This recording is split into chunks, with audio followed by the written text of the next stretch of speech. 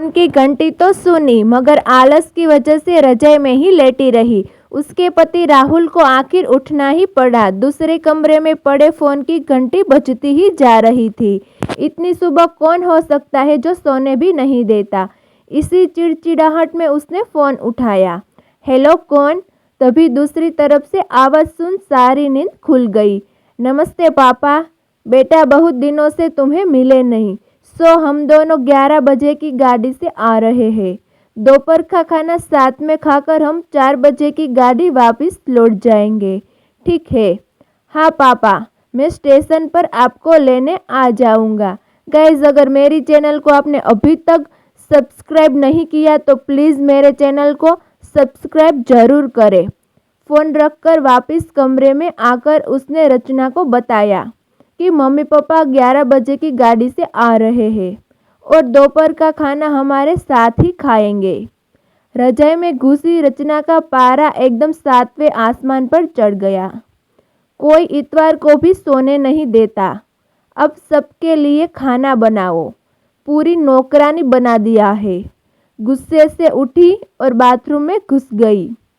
राहुल हक्का बक्का हो उसे देखता ही रह गया। जब वो बाहर आई तो राहुल ने पूछा, क्या बनाओगी? गुस्से से भरी रचना ने तुनक के जवाब दिया, अपने को तल के खिला दूंगी। राहुल चुप रहा और मुस्कुराता हुआ तैयार होने में लग गया। स्टेशन जो जाना था। थोड़ी देर बाद गुस्सेल रचना को बोल कि वो मम्मी पापा को लेने स्टेशन जा रहा है। वो घर से निकल गया। रचना गुस्से में बड़बड़ाते हुए खाना बना रही थी। दाल सब्जी में नमक मसाले ठीक है या नहीं की परवाह किए बिना बस करची चलाए जा रही थी। कच्चा पक्का खाना बना। बेमन से पराठे तलने लगी तो कोई कच्चा तो कोई जला हुआ। आखिर उसने सब कुछ खत्म किया। नहाने चली गई। नहा के निकली और तैयार होकर सोफे पर बैठ मैगजीन के पन्ने पलटने लगी।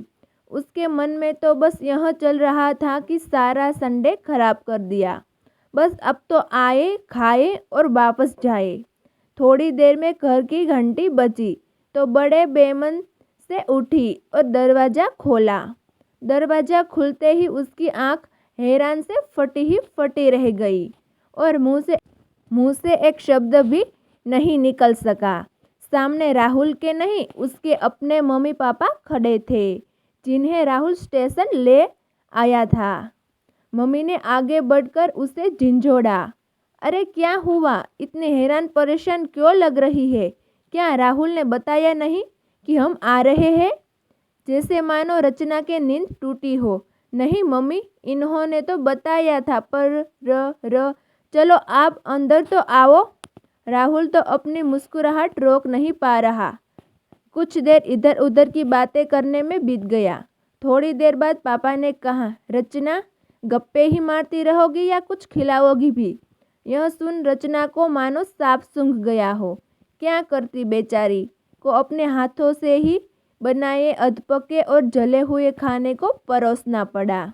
मम्मी पापा खाना तो खा रहे थे मगर उनकी आंखों में एक प्रश्न था जिसका वो जवाब ढूंढ रहे थे। आखिर इतना स्वादिष्ट खाना बनाने वाली उनकी बेटी आज उन्होंने कैसा खाना खिला रही है? रचना बस मुंह नीचे किए बैठी खाना खा रही थी। मम्मी पापा से आंख मिलाने की उसकी हिम्मत नहीं हो पा रही थी। खाना खत्म कर सब ड्राइंग रूम में आ बैठे। राहुल कुछ काम है, अभी आता हूँ कहकर थोड़ी देर के लिए बाहर निकल गया। राहुल के जाते ही मम्मी जो बहुत देर से चुप बैठी थी बोल पड़ी, क्या राहुल ने बताया नहीं था कि हम आ रहे हैं? तो अचानक रचना के मुंह से निकल गया, उसने सिर्फ यही कहा था कि मम्मी पापा लंच पर आ रहे हैं। मैं समझी उसके मम्मी पापा आ रहे हैं। फिर क्या था? रचना की मम्मी को समझते देर नहीं लगी कि ये मामला क्या है। बहुत दुखी मन से उन्होंने रचना को समझाया, बेटी हम हो या उसके मम्मी पापा, तुम्हें बराबर का सम्मान करना चाहिए।